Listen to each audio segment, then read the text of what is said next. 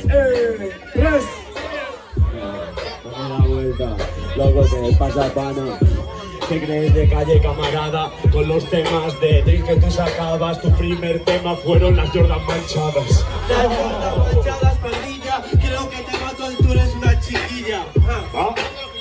La plaza es mi casa y las tarimas son mis zapatillas. Son mis zapatillas, pero suenas demasiado básico, hermano. Te voy a meter unos combos, es práctico. Tú eres Irene Villa, solo funciona con las piernas de plástico.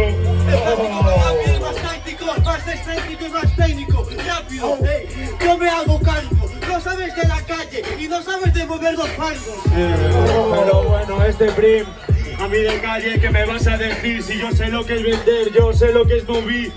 Tú tienes menos calle que un cojín. Menos calle que un cojín, a mí me da pena. Este niñito, el primo, no cree escuela. No eres el calle, eres el calle está llena. Tendrías que haber perdido la primera. Loco, pero Perry, ¿tú qué parlas?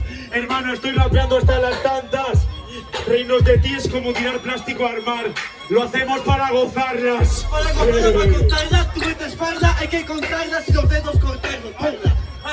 Yo te pillo en detalle, no puedes contarla. La rima no vas a volarla. No vas a volarla, te crees buen freestyler. Pero Perry, creo, no, a ti no te escucha nadie.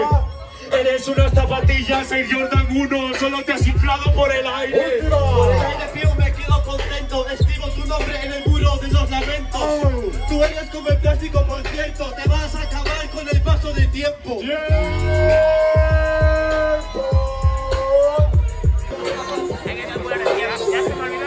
Vamos allá. Mark Perry 3, 2, 1. Se llama Marco, fue el ruido para Per.